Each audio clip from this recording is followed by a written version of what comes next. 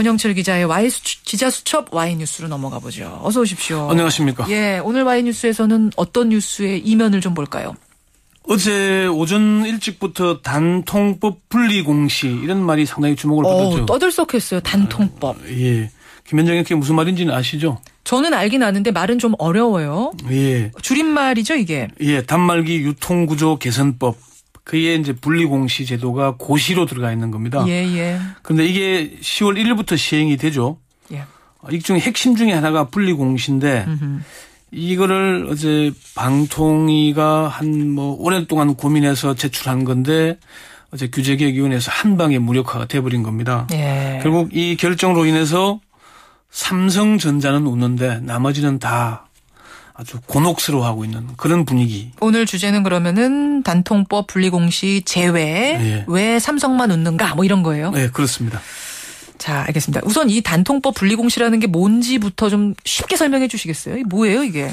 그러니까 단통법은 그 이동전화 단말기의 출고 가격과 판매 가격에서 차이에서 오는 문제점을 개선하자는 것이고요. 그러니까 제조회사는 100만 원이라고 찍어서 보내는데 각 대리점마다 어느 곳은 90만 원, 어느 곳은 50만 원, 어느 곳은 30만 원. 그렇죠. 요거를 좀 간극을 줄여보자. 예, 그러니까 또 분리공시는 방금 그렇게 가격이 낮아지면은 이동통신회사가 주는 지원 보조금이 있고 제조회사가 주는 보조금이 있거든요. 있죠. 그걸 각각 이동통신은 얼마, 제조사는 얼마씩 준다. 이걸 공시하자는 것인데. 예, 예. 이게 이제 하지 말아라는 쪽으로 결정이 난 거죠. 아니 단통법은 지금 말씀하신 것처럼 뭔가 좀 부조리한 요 통신 유통 구조를 개선하자는 거고 더 나아가서는 소비자들 통신비 부담 줄여보자는 취지에서 만들어진 거 아니었어요? 그렇죠. 당연히 그렇죠. 예, 예. 그런데 갑자기 왜 분리공시가 사라졌냐? 그거 궁금하네요. 삼성전자의 막강한 파워가 작용했기 때문이다. 이런 분석입니다. 어허. 미래부와 방통위 이동통신업계에서는 역시 삼성이다. 삼성전자의 압승이다. 이런 얘기들이 나오는데요. 그래요? 새정치민주연합 미방위 위원들이 어제 성명을 냈는데 최경환 기획재정부 장관은 국민들의 과도한 통신비 절감보다는 삼성전자의 영업비밀 보호에 앞장섰다. 이렇게 비판을 했거든요. 최경환 부총리와 삼성전자를 공개적으로 거론한 거죠. 그래요. 저건 이통업계나 미래부 방통위에서는 삼성이 해도 너무한다. 이런 얘기가 나옵니다. 아니 그렇게 들어가가지고는 네. 제가 좀 잘 이해가 안 가는데 네. 삼성전자가 무슨 이득이 있길래 이 단통법 분리공시, 단통법 무력화에 적극 나섰다는 얘기입니까? 지금 우리나라 단말기 교체 주기가 어느 정도인지 아십니까? 글쎄요. 김현정이 그건 얼마 만에 바꾸세요? 저는 오래 써요. 그러니까 이렇게 오래 쓰는 사람들은 문제가 없는데 예. 평균 16개월이라고 합니다. 그밖에 안 됩니까? 한 대의 가격이 냉장고나 세탁기 정도의 가격인데 예. 100만 원 안팎이잖아요. 예. 그러면 냉장이나 세탁기는 우리가 냉장고나 세탁기는 한 10년 10년 그 정도 가죠. 예. 근데 이게 2년도 못 간다는 얘기입니다. 약정을 2년 하는데 그러면은 그게 뭐냐? 결국은 그렇게 자주 바꾸면 누가 이익을 보죠? 제조회사겠죠. 그렇죠. 삼성이 이익을 보고 소비자들은 비싼 통신 요금을 무는 것처럼 여기게 되잖아요. 그럼 이 구조를 바꿔보자는 게 단통법이었단 말입니다. 그러니까 통신사들한테는 왜 요금 비싸냐 우리가 원망하지만 제조사를 원망하진 않는다는 거군요, 소비자들이. 그렇죠. 예. 그랬는데 알고 보니까 이 통사들도 장난을 치지만은 제조회사도 보조금으로 충분히 우리 회사 제품 쓰라. 다른 회사 제품 쓰지 말아라.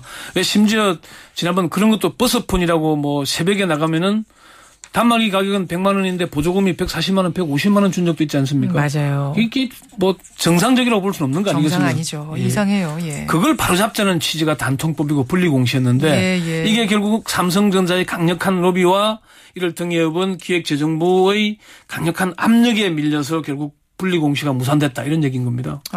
그렇군요. 그럼 정부가 결국은 단통법 무력화 삼성전자 손을 들어줬다 이런 얘기가 되는 거네요.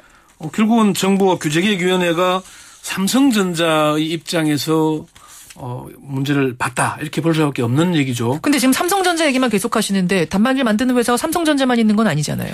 LG전자도 만드는데 LG전자는 단통법 분리공시에 찬성을 했습니다.